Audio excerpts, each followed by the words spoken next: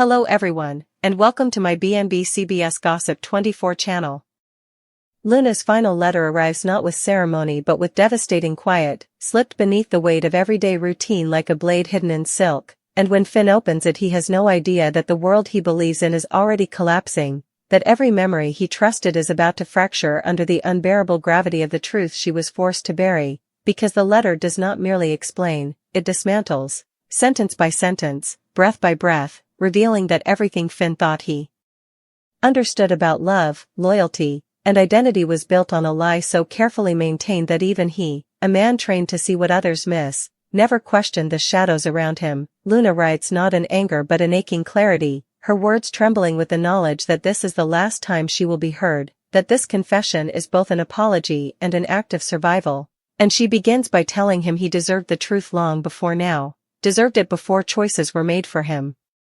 Before paths closed, before lives collided and shattered beyond repair, and with that single line Finn feels something inside him rupture because Luna is not asking for forgiveness, she is reclaiming her voice, and she tells him that the life he believes he saved, the decisions he defended, the people he trusted, were all shaped by a secret that Steffy knew and carried like a loaded weapon, choosing silence not out of cruelty but out of fear of losing him, fear of destroying what little stability remained, fear of detonating a truth that would scorch everyone it touched. The letter unfolds like a slow-motion catastrophe as Luna explains how the truth was buried the night everything changed, how a single moment of hesitation rewrote destinies, how Finn was steered away from answers he never knew to ask, and how Steffy stood at the center of it all, not as a villain but as a woman cornered by impossible choices, making decisions she believed were acts of love while unknowingly committing the ultimate betrayal. And as Finn reads he realizes that his anger has nowhere to land because there is no clean line between right and wrong, only damage spreading outward like cracks in glass. Luna admits that she stayed silent because she was told silence was protection, because she believed that revealing the truth would destroy Finn's sense of self, because she was convinced that love sometimes meant disappearing, and yet every word of the letter proves the opposite, proving that silence was the slowest form of violence, that every day Finn lived without the truth was a day stolen from him, and by the time he reaches the center of the letter his hands are shaking as Luna reveals the secret no one was meant to know, the truth that redefines every relationship, every argument, every sacrifice, the truth that explains why Steffy made the choices she did, why certain doors closed without explanation, why Luna was pushed to the margins of the story until she had no place left to stand. Finn's reality collapses not in an explosion but in a suffocating implosion as he realizes that the person he trusted most shaped his life with withheld information, believing she was protecting him, believing that love justified manipulation, and Luna's final words do not ask him to hate Steffy, do not ask him to absolve her either, but ask him to finally see clearly, to understand that everyone involved was trapped by fear and desire and the impossible burden of knowing too much too soon. And she ends the letter by telling Finn that truth does not promise peace, only freedom, that clarity hurts but blindness destroys, and that even now, even too late, he deserves to choose his life with open eyes. When Finn lowers the letter the silence in the room is deafening, every sound too sharp, every memory suddenly suspect. Moments replaying with cruel new context as he realizes how many times he defended decisions that were never truly his, how many times he trusted reassurances that were carefully constructed illusions, and when he finally confronts Steffy the air between them is thick with grief rather than rage, because the letter has stripped anger of its simplicity, leaving only devastation, and Steffy, faced with Luna's final act of truth, can no longer hide behind intention or justification, can no longer claim protection when the cost is finally visible, and in that moment everything changes, not because the truth fixes anything, but because it removes the lie that held everything together, forcing every character to reckon with who they are when secrecy is no longer an option, leaving Finn standing at the edge of a life he no longer recognizes, armed only with the truth he should have had all along, knowing that Luna's last words did not just expose a secret but ignited a reckoning that will echo long after the letter is folded away, a reckoning that proves that love built on silence is not love at all, and that the most devastating revelations are not the ones that shock, but the ones that explain everything far too late. Finn does not move after the confrontation, not at first, because motion would imply direction and direction would imply certainty, and certainty is the one thing Luna's letter has obliterated, leaving him suspended in a moment that stretches unbearably long as Steffy stands across from him, her composure unraveling in real time, the strength she has always worn like armor cracking under the weight of finally being seen, truly seen, and in the silence that follows there is no dramatic shouting. No explosive accusation, only the quiet devastation of two people realizing they no longer occupy the same reality, because Finn now understands that every version of Steffy he loved was incomplete, curated by omission, and Steffy understands that no explanation she offers can undo the fact that she decided what he could handle, that she rewrote his agency while convincing herself she was protecting his heart. Finn's voice, when he finally speaks, is not loud, and that is what frightens her most, because it carries the hollow calm of a man whose world has already ended, and he asks her how long she planned to let him live without the truth, how many years she intended to smile at him while knowing that the foundation of their life was built on withheld facts, and Steffy's answer fractures into pieces, because the truth is that there was never a plan, only a series of panicked choices, each one easier than the last, each one making the next betrayal feel inevitable, until silence became habit and habit became survival, and she tells him that every time she looked at him she told herself she would tell him tomorrow, that she would find the right moment, the right words, the right version of herself who could bear his disappointment, but tomorrow kept moving, and the truth grew heavier, and Luna's presence became a reminder of everything she was avoiding, everything she feared losing if the truth escaped her control. Finn listens, but something fundamental has shifted, because her words no longer reach him the way they once did, filtered now through Luna's final confession, through the unbearable knowledge that someone else loved him enough to sacrifice herself for his right to know, and that realization haunts him more deeply than the secret itself, because Luna did not gain anything by telling the truth, she gained no forgiveness, no reconciliation, no future, only the knowledge that Finn would no longer be blind, and that act of courage eclipses every justification Steffy offers, leaving Finn grappling with a grief that has nowhere to land, grief for Luna, grief for the life he thought he had, grief for the version of himself who trusted so completely, and when he finally leaves the room he does so without drama, without final words, because there are no sentences left that can contain what has been broken, and Steffy is left standing alone with the echo of Luna's words reverberating through her mind, realizing too late that protection without consent is just another form of control, and that love does not survive secrecy, it only postpones its collapse. As Finn walks away, memories ambush him relentlessly, scenes replaying with brutal clarity, moments he once brushed aside now illuminated by context he never had, conversations that felt oddly unfinished now revealing their true purpose, and he begins to understand how deeply the secret shaped him, how many choices he made believing he was acting freely when in reality he was navigating a maze designed by someone else, and the anger he feels is complicated by guilt, because he defended that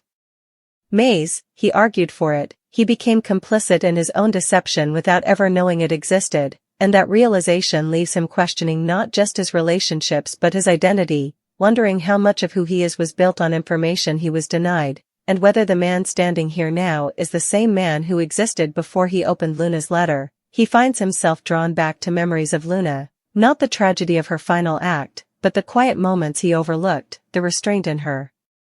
eyes, the way she seemed to carry an unspoken weight, and he realizes that her silence was not emptiness but containment, that every interaction was filtered through the knowledge she was forbidden to share, and the unfairness of that burden ignites a new kind of grief, one that is sharp and righteous, because Luna paid the price for a truth that should never have been hers to guard. Meanwhile, the shockwaves ripple outward, touching everyone orbiting Finn and Steffy's lives, because secrets of this magnitude do not remain contained once exposed, and whispers begin to circulate, fragments of the truth escaping into conversations and glances, each retelling reshaping the narrative, and Steffy finds herself confronting not just Finn's absence but the judgment of others who now see her through a different lens. Some sympathetic, others unforgiving, all aware that her silence altered lives beyond her own, and she struggles with the realization that intent no longer matters, that love does not erase consequence, and that the version of herself she believed to be strong was actually built on fear, and for the first time she must sit with the reality that her choices did not prevent pain, they deferred it, multiplied it, and redirected it towards someone who never consented to carrying it. Finn's reckoning deepens as he begins to ask questions he never thought to ask before, questions about the past, about the moments where paths diverged inexplicably, and with each answer he uncovers another layer of the truth Luna died to reveal, and the picture that emerges is not one of villains and heroes but of flawed people trapped by circumstance and fear, and yet that understanding does not soften the blow, because empathy does not undo harm, and Finn realizes that forgiveness, if it ever comes, cannot be demanded or rushed. It must be earned through accountability, through the willingness to sit in discomfort without defensiveness, something Steffy has never had to do with him before. He begins to see how easily love becomes justification, how often good intentions are used to excuse bad behavior, and this awareness reshapes how he views every relationship in his life, making him wary of comfort that comes without transparency, of loyalty that demands silence. The weight of Luna's final act follows him everywhere, a constant reminder that truth, once revealed, cannot be returned to its hiding place, and Finn struggles with the responsibility that comes with knowing it, because Luna did not just expose the past, she handed him the future, forcing him to decide what kind of man he will be now that illusion is gone, and some nights the grief is suffocating, pressing down on his chest as he wonders whether the pain of knowing was worth the cost, whether ignorance truly would have been kinder. But each time that thought surfaces he remembers Luna's words, the clarity in her confession, the insistence that freedom, however painful, is better than living a life shaped by lies, and he understands that her final gift was not the truth itself but the chance to choose honesty going forward, no matter how uncomfortable or destructive it may be. Steffy, left to confront the fallout alone, begins her own unraveling, because for the first time she is forced to examine not just what she did but why she believed she had the right to do it, and that introspection is brutal, stripping away narratives she has relied on to see herself as the protector, the fixer, the one who knows best, and she begins to recognize the pattern of control disguised as care, of decisions made for others rather than with them, and this realization threatens her sense of self more than Finn's anger ever could, because it demands change rather than defense, and she must decide whether she is willing to become someone who tells the truth even when it risks loss, even when it costs her the love she has built her life around. The story does not end with resolution, because lives do not reset simply because secrets are exposed, but it shifts into a new, harsher phase where every character must live with what has been revealed, where trust must be rebuilt or abandoned entirely, and where Luna's absence is felt in every choice made with honesty instead of fear, and Finn, standing at the threshold of an uncertain future, finally understands that Luna's final letter was never meant to destroy him, even if it shattered everything he knew, because destruction is sometimes the necessary prelude to truth, and truth, however devastating, is the only ground solid enough to build something real upon, even if the cost of reaching it was everything he thought he had. Finn wakes before dawn, the hour when the world is suspended between what was and what will be, and he lies there listening to the low hum of a city that feels suddenly unfamiliar, as if the streets themselves have shifted overnight, because now that the truth has been spoken, nothing can return to the way it was, and the realization presses against him with a weight that is both terrifying and strangely clarifying. He rises quietly, driven by a need to move, to exist in motion rather than thought, and as he walks he feels Luna's presence not as a ghost but as an echo, her words replaying not as accusations but as guidance, urging him forward even as grief threatens to pull him back, and he understands that mourning her is no longer just about loss but about responsibility, about honoring the courage it took for her to tell the truth when everyone else chose comfort over honesty.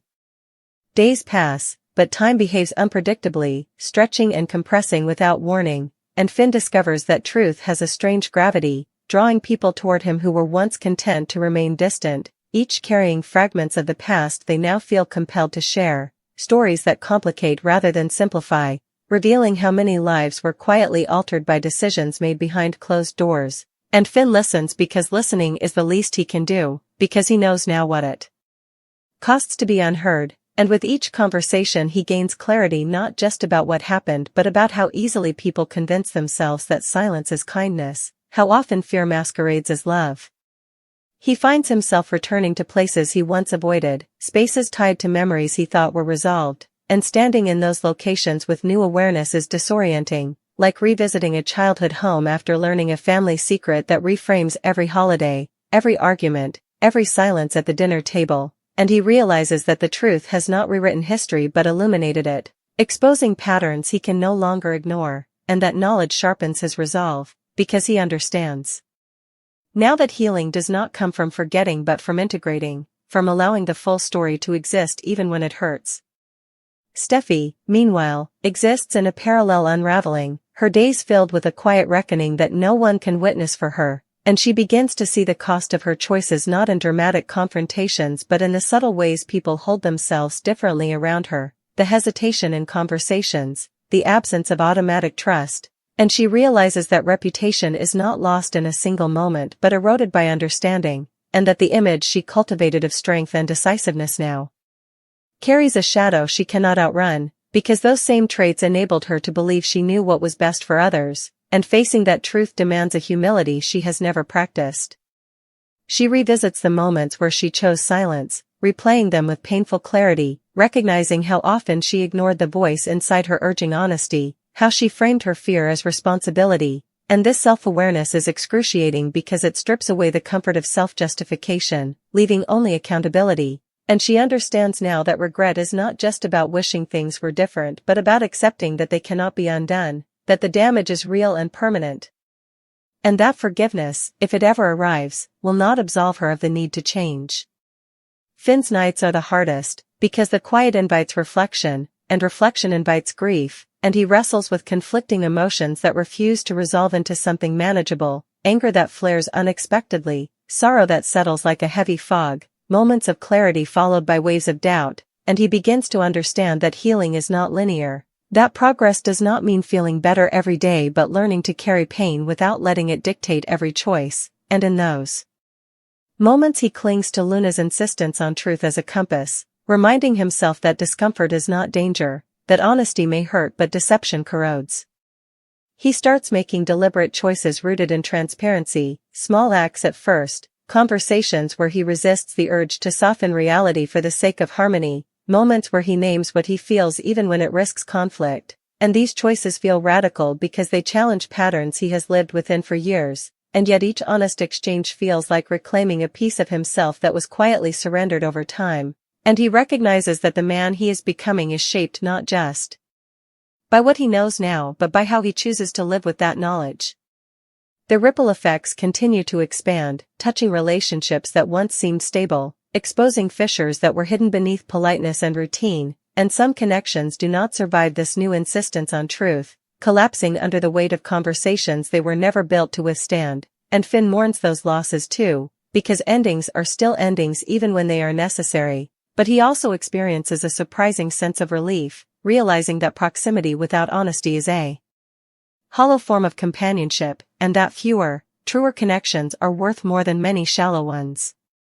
Steffy observes these changes from a distance, acutely aware that she is no longer entitled to Finn's trust or presence, and this awareness forces her to confront her own patterns in relationships beyond him, recognizing how often she equated control with care, how frequently she avoided vulnerability by positioning herself as the decision-maker. And this introspection is destabilizing because it challenges the identity she has relied on to navigate the world, leaving her uncertain but also,